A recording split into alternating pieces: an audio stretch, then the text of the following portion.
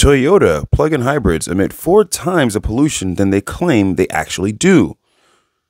If you're new to the channel, welcome. If you're not, here we go again. So, for many years, car companies typically have been, I would say, lying about exactly how much emissions or pollutions are typically coming from their vehicles. This has been known to happen in gasoline cars and diesel cars for many years, where they would basically, I would say, sandbag the amount that their cars are actually putting out into the atmosphere, and everyone kind of brushed it underneath like it wasn't a big problem. But now, new data from the European Environment Agency has been exposing diesel cars, gasoline cars, but more shockingly, plug-in hybrids. Typically, information about how much emissions are coming from vehicles, you would get it off their websites or from the manufacturer of the company that actually put out this information.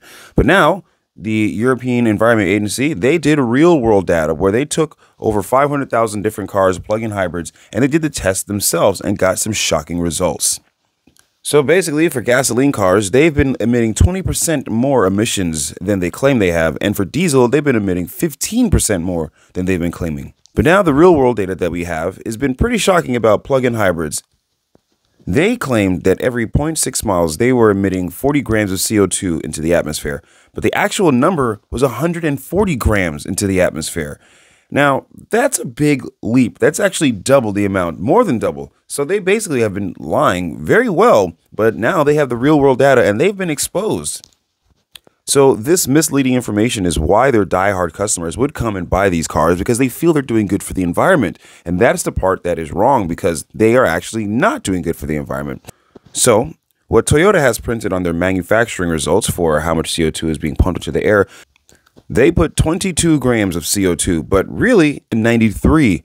And their gasoline cars are 127. That's how much grams of CO2 they're putting into the sky. The gasoline cars. So their battery electric plug-in hybrids claim to do 22 grams, but it's actually 93, not too far from 127. I mean, it is a little bit better than 127, but not that much. It's typically just basically a regular car. Instead of it being a hybrid to help the environment, they're actually pumping out way more CO2 than they thought. The customers, that is. But the company, they knew exactly what they were doing. This is actually something that reminds me of Dieselgate from Volkswagen, when they claimed that their cars are so clean and the energy was clean, but in reality, it was all a scam. And they were just duping their customers into buying these cars because they know that they would get their customers. And this is the thing with die-hard loyal customers. They don't really care about the data. They just love their brand. If you're a Toyota brand or a Ford brand or go on and on and on, you typically just buy any car that comes from that company with your eyes closed because you are a fan and that's your fan favorite car.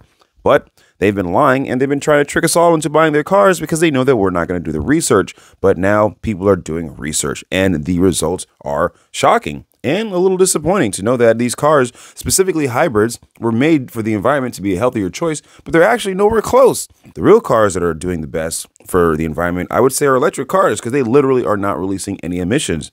The people who buy these hybrids, they don't really charge them. They're just putting gas inside of them instead of plugging them in.